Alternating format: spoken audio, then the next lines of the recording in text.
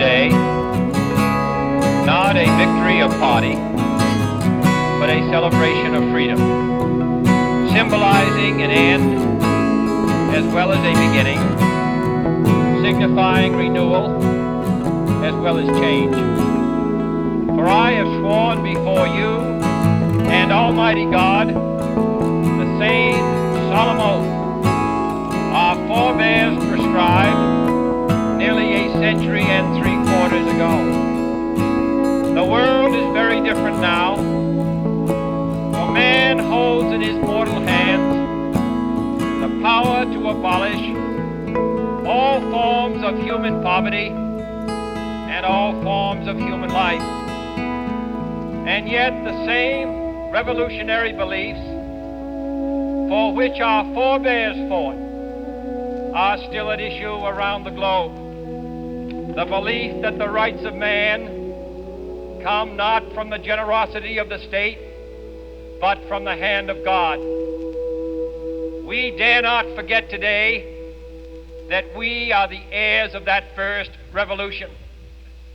Let the word go forth from this time and place to friend and foe alike that the torch has been passed to a new generation of Americans born in this century, tempered by war, disciplined by a hard and bitter peace, proud of our ancient heritage, and unwilling to witness or permit the slow undoing of those human rights to which this nation has always been committed and to which we are committed today at home and around the world.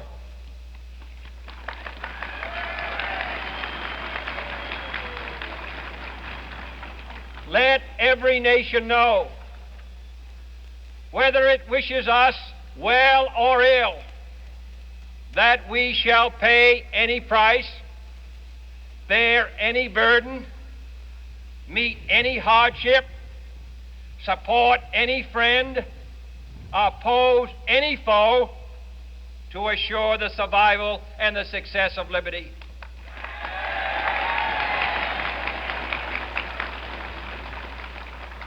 This much we pledge and more.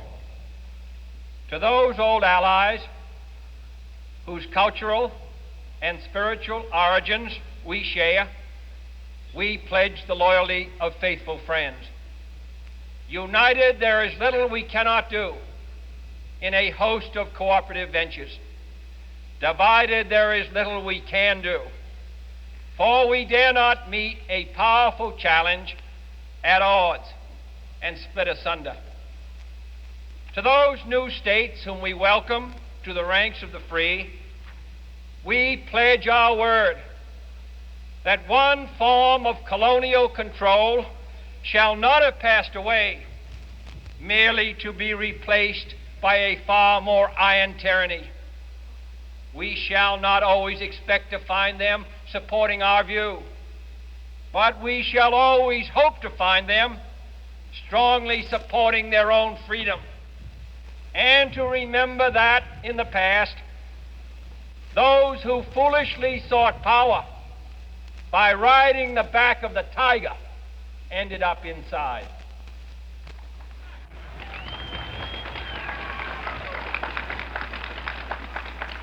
To those people in the huts and villages of half the globe struggling to break the bonds of mass misery, we pledge our best efforts to help them help themselves for whatever period is required, not because the communists may be doing it, not because we seek their votes, but because it is right.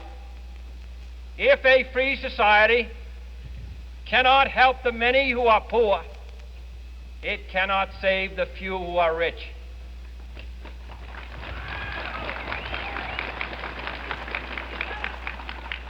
To our sister republics south of our border, we offer a special pledge to convert our good words into good deeds. In a new alliance for progress, to assist free men and free governments in casting off the chains of poverty. But this peaceful revolution of hope cannot become the prey of hostile powers. Let all our neighbors know that we shall join with them to oppose aggression or subversion anywhere in the Americas. And let every other power know that this hemisphere intends to remain the master of its own house.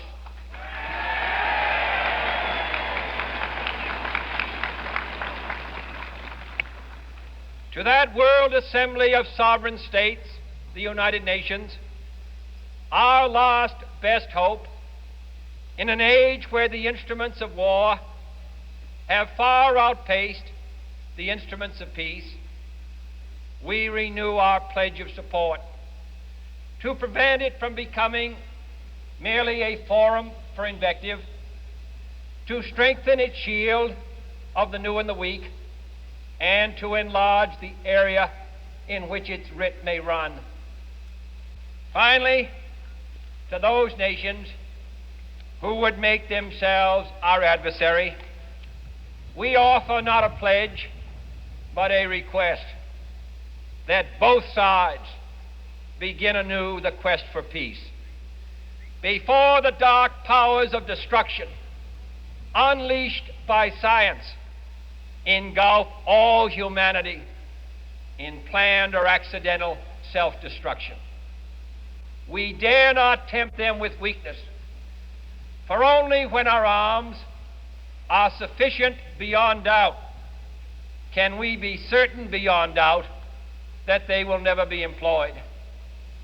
But neither can two great and powerful groups of nations take comfort from our present course, both sides overburdened by the cost of modern weapons, both rightly alarmed by the steady spread of the deadly atom, yet both racing to alter that uncertain balance of terror that stays the hand of mankind's final war.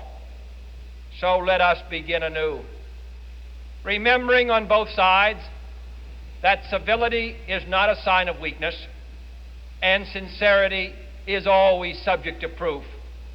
Let us never negotiate out of fear, but let us never fear to negotiate.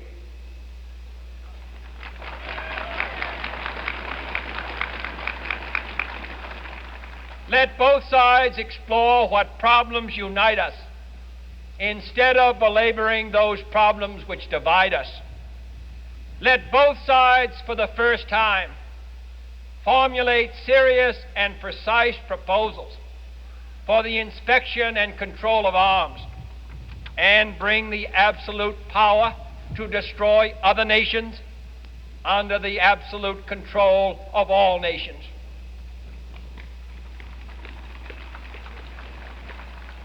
Let both sides seek to invoke the wonders of science instead of its terrors. Together, let us explore the stars, conquer the deserts, eradicate disease, tap the ocean depths, and encourage the arts and commerce. Let both sides unite to heed in all corners of the earth the command of Isaiah to undo the heavy burdens and let the oppressed go free. And if a beachhead of cooperation may push back the jungle of suspicion, let both sides join in creating a new endeavor, not a new balance of power, but a new world of law, where the strong are just and the weak secure and the peace preserved. All this will not be finished in the first 100 days, nor will it be finished in the first 1,000 days, nor in the life of this administration, nor even perhaps in our lifetime on this planet. But let us begin.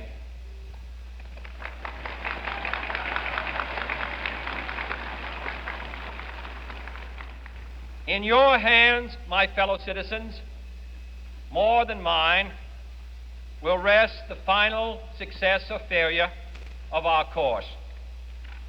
Since this country was founded, each generation of Americans has been summoned to give testimony to its national loyalty.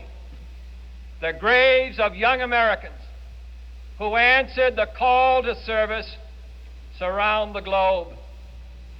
Now the trumpet summons us again, not as a call to bear arms, though arms we need, not as a call to battle, though in battle we are, but a call to bear the burden of a long twilight struggle, year in and year out, rejoicing in hope, patient in tribulation, a struggle against the common enemies of man, tyranny, poverty, disease, and war itself. Can we forge against these enemies a grand and global alliance, north and south, east and west, that can assure a more fruitful life for all mankind? Will you join in that historic effort?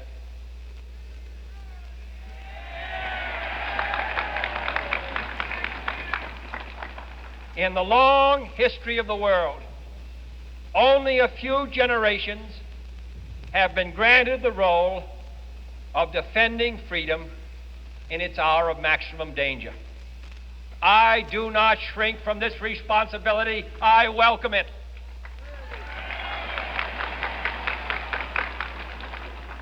I do not believe that any of us would exchange places with any other people or any other generation. The energy, the faith, the devotion which we bring to this endeavor will light our country and all who serve it. And the glow from that fire can truly light the world. And so, my fellow Americans, ask not what your country can do for you, ask what you can do for your country.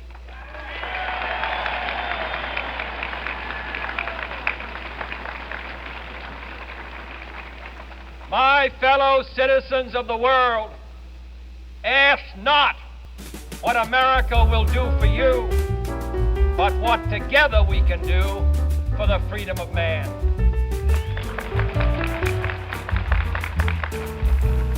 Finally, whether you are citizens of America or citizens of the world, ask of us here the same high standards of strength and sacrifice which we ask of you. With a good conscience, our only sure reward, with history the final judge of our deeds, let us go forth to lead the land we love, asking His blessing and His help, but knowing that here on earth, God's work must truly be our own.